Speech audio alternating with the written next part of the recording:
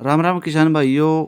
आज ਆਪਾਂ बात करांगे गेहूं के ऊपर यानी गेहूं के अंदर शुरुआती पानी लगावा जो या उस टाइम पे अपन ने कौन कौन सी खाद अपनी गेहूं के अंदर डालनी है, जैसे जिंक पोटास अन्य कई प्रकार की खादें हैं जो किस प्रकार से डालना, और ताकि आने वाली टाइम में अपन ने गेहूं की फसल एक अच्छी पैदावार दे सके। तो किसान भाइयों, अगर चैनल पर पहली बार आए हो चैनल ने सब्सक्राइब कर लियो, वीडियो ने लाइक और शेयर जरूर कर दियो। तो किसान साथियों, बात करांगे आप गेहूं की। यानी गेहूं के अंदर जो शुरुआती दिना में आप मैक्सिमम 25 से 30 दिन की गेहूं में अगर पानी देवा हाँ, तो उस टाइम पर आप लोग पहले खाद डालते हो, यानी पानी लगाने से पहले। कई किसान भाई नु कहा करें भाई कोर लावा हाँ। तो किसान भाइयों, उस अवस्था में आप लोगों ने 1 एकड़ के हिसाब से जो खादों का प्रयोग किया जाता है, 1 एकड़ के हिसाब से ही आप लोगों को बता रहे हैं। तो किसान भाइयों, लगभग आप लोगों ने जो गेहूं की फसल है उसके अंदर पीलापन भी दिखाई दे है बाद में। यानी आप लोग शुरुआती दिनों में 30 दिन की हो या 35 दिन की हो या 40 दिन की हो या 25 दिन की गेहूं हो, तो आप लोग पानी लगाओ हो, पहले यूरिया डाल देते हो। तो किसान भाइयों, उसके अंदर यूरिया की किसी प्रकार की भी कोई कमी नहीं होती। यानी आप लोग इस प्रकार से सोच लेते हो कि यूरिया पहले डाल दिया, इस वजह से हमारी गेहूं पीली तो नहीं होगी। तो उसके अंदर किसान साथियों आपको सल्फर की भी कमी महसूस हो सकती है, और किसान भाइयों उसके अंदर पोटास की भी कमी हो सकती है, उसके अंदर जिंक की भी कमी हो सकती है। तो ये नहीं है भाई यूरिया के अंदर जो केमिकल हैं उनमें कमी है, इस वजह से आपकी जो हो गेहूं की फसल है, यानी अपनी गेहूं की खेती है, वह पीली होगी। तो किसान भाइयों, इसके अंदर आप लोग शुरुआती दिनों में अगर छोटी गेहूं है तो आप लोगों ने बिल्कुल भी खाद पहले नहीं देना है पानी लगाने से पहले। कई किसान भाई जो गेहूं की बिजाई कर रहे हैं, लगभग सही बिजाई करने के बाद जल्दी ही पानी लगाने की कोशिश करें। तो किसान भाइयों, उस टाइम पर आप लोगों ने बाद में जो खाद हैं आप लोग डाल सकते हो। पहले आपको छोटी गेहूं की फसल के अंदर खाद डालने का कोई भी बेनिफिट नहीं मिलेगा। तो किसान भाइयों, चलो जानकारी आप लोगों को बता दें भाई किस प्रकार की क्या अपन ने मिलाना पड़ेगा।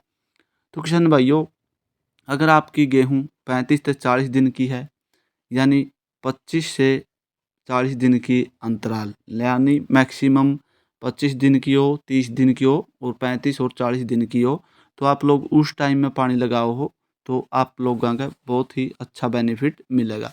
तो किसान भाइयों, ज़्यादा शुरुआती दिनों में ज़्यादा लंबा अगर आप लोग टाइम दे के पानी लगाते हो गेहूं को, तो एक अच्छा उत्पादन निकल कर के भी सामने आएगा। तो किसान भाइयों, आप लोग शुरुआती दिनों में पहले तो 1 एकड़ के हिसाब से यूरिया का आप लोगों ने ले लेना है। मैक्सिमम 45 किलो का खाद का कट्टा आवा है, तो आप लोगों ने किसान भाइयों 1 कट्टा यानी 45 किलो भी आप लोग ले सकते हो पहली खाद की हम बात करें। और किसान भाइयों, लगभग आप लोग 50 किलोग्राम भी खाद 1 एकड़ के हिसाब से ले सकते हैं।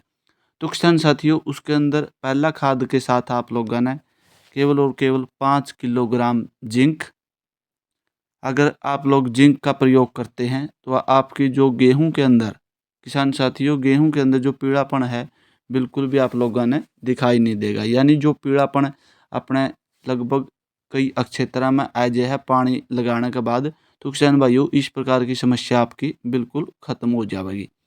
तो किसान भाइयों, जिंक भी डाल सकते हैं 5 किलोग्राम। अगर आप लोग सल्फर का प्रयोग कभी नहीं किया तो किसान साथियों आप लोग सल्फर अवश्य डालें। तो किसान साथियों, मुख्यतः जो हल्की मिट्टी होती है उसके अंदर सल्फर की बहुत ज़्यादा ज़रूरत पड़ती है।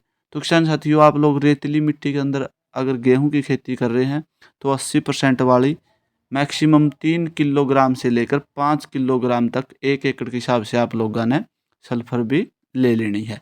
तो किसान साथियों, सल्फर, जिंक और साथ में 1 कट्टा यूरिया, यानी नाइट्रोजन, जिंक और सल्फर, तीनों चीज़ आप लोग एक साथ मिला के अगर 30 से 35 दिन की गेहूं के अंदर पहला पानी लगाओ हो तो आप लोग डालो हो। तो किसान भाइयों, आपका जो यानी खेत है, जो क्षेत्र है, उसके अंदर आपके पड़ोसी की बजाय आपकी गेहूं ज़बरदस्त कर ले और एक अच्छा फुटाव बनाने की कोशिश करेगी, यानी अच्छा फुटाव बढ़ाएगी और जो आपकी फसल है एक हरी भरी और शानदार फसल दिखेगी। तो किसान भाइयों, आपकी जो कलर है यानी गेहूं का कलर पीलापन तो बिल्कुल ना हो जाएगा यानी नष्ट ही हो जाएगा।